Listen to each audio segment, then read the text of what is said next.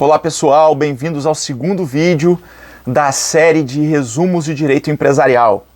Nesse vídeo, gente, nós vamos tentar tratar aqui de um assunto interessante. Muita gente acha que pela legislação brasileira, para ser empresário no Brasil, é necessário que a empresa seja registrada na junta comercial. Será? Ou será que existem empresas e empresários que não são registrados na junta comercial e continuam sendo empresários? Então esse é o nosso objetivo de hoje. Vamos tentar resolver esse problema. É empresário ou não é empresário quem não está registrado? Vamos lá então. Olha só, o artigo 967 do Código Civil Brasileiro determina que o empresário tem que registrar a sua empresa. Então toda empresa, de maneira obrigatória, tem que estar registrada na junta comercial. Só que existem pegadinhas de prova da OAB, concurso público, e até para você que não fez direito, mas quer entender um pouco sobre empresa, né? Existem pegadinhas que jogam este artigo aí nas questões, tentando te induzir que não existe empresário que não seja registrado. Por quê? Porque se é obrigatório o registro da empresa, não pode haver empresário sem registro. Mas isso é mentira. Entendam o seguinte, existem dois tipos de empresário. Existe aquele empresário regular, tá? Que é aquela sociedade de direito, sociedade empresarial de direito, que está regular, direitinho ali, trabalhando conforme a legislação determina. E existe aquele empresário chamado de empresário de fato, que é o empresário ou sociedade de fato, né? É a empresa, é a sociedade ou o empresário que não estão devidamente registrados na junta comercial ou estão com alguma pendência. Esses empresários, eles continuam respondendo. Se eles lesarem alguém no ato empresarial, né, no ato da atividade econômica dele, mesmo sendo informais, mesmo sendo empresários de fato informais, ilegais, à margem da lei, eles devem ressarcir o prejuízo. A diferença é que eles vão ser insolventes em função da legislação civil, de acordo com a legislação de direito civil, e não vão trabalhar, né, com a legislação empresarial, mas vão ter que resolver os problemas, né, que eles causaram aos seus clientes, só que de maneira civil, de acordo com as leis de direito civil.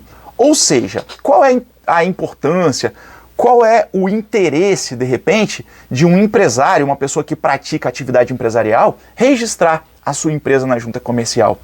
O que a gente fala aqui no direito empresarial, que é uma situação interessante para o empresário na hora dele registrar a empresa, é o fato dele constituir personalidade jurídica. É óbvio que não são todas as empresas que, ao serem registradas, constituem a personalidade jurídica, né?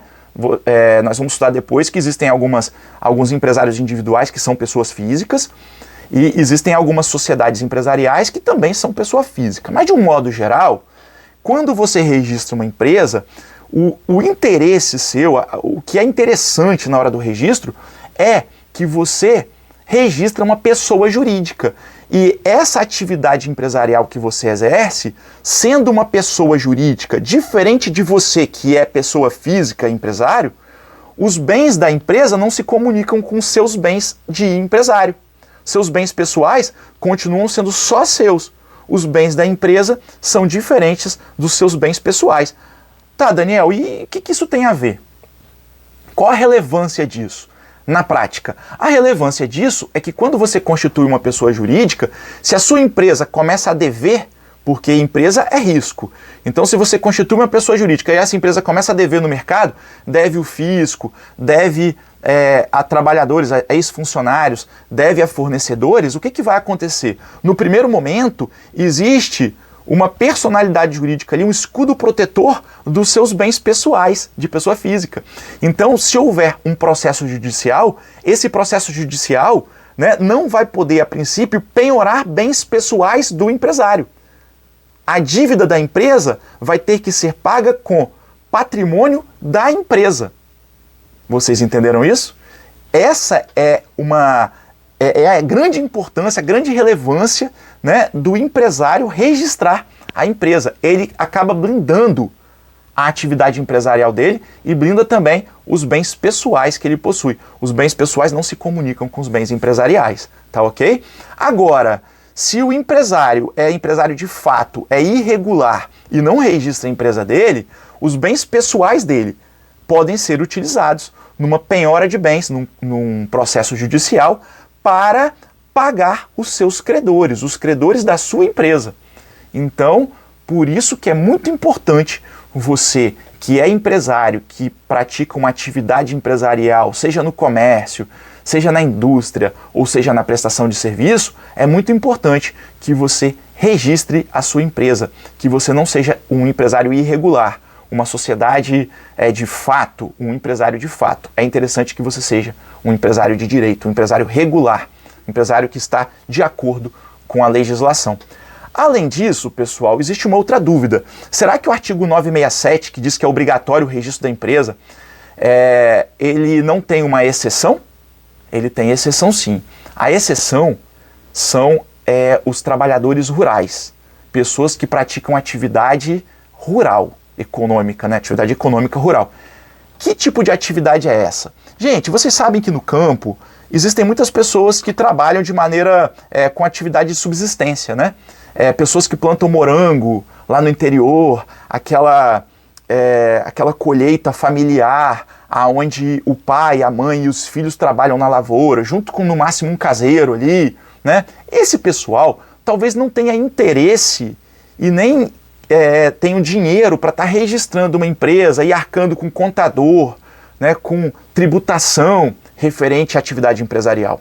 Então a legislação favorece essas pessoas. Nesse caso, esse pequeno agricultor que trabalha com atividade de subsistência, ele pode ter o direito de escolher se ele registra a empresa ou não. Se ele não registrar, ele não está trabalhando na clandestinidade. Ele vai ser simplesmente um agricultor, né, que vai trabalhar com a atividade agrícola que é permitida. Ele vai pagar seus impostos através de um talonado rural, porque ele é produtor rural, e ele está de acordo com a lei. Ele não é empresário, mas trabalha em conformidade com a lei. Agora, se o negócio dele, se a atividade econômica dele começa a crescer e se torna algo muito grande e que ele possa necessitar de empréstimo no banco, né?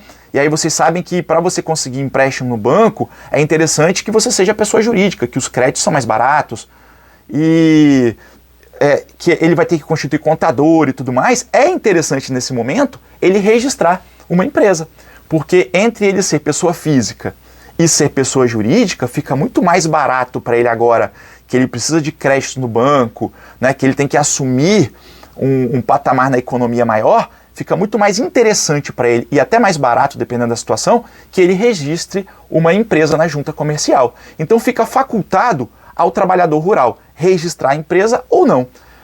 Tá, Daniel, e quem é o trabalhador rural? É a pessoa que trabalha no campo? Ou será que existe uma atividade específica de trabalhador rural? Que ele pode até exercer na cidade, mas se for aquela atividade, é uma atividade de trabalhador rural. Existe sim. O que é o trabalhador rural? Né? O que é a atividade econômica rural? A atividade econômica rural nós podemos resumir da seguinte forma: é o extrativismo vegetal, animal ou mineral. Então, se a pessoa física, né, ela pratica atividade de extrativismo animal, vegetal ou mineral, nós podemos entender que essa atividade é rural. E essa pessoa, ela não precisa, não é obrigada a registrar o negócio dela, a empresa dela.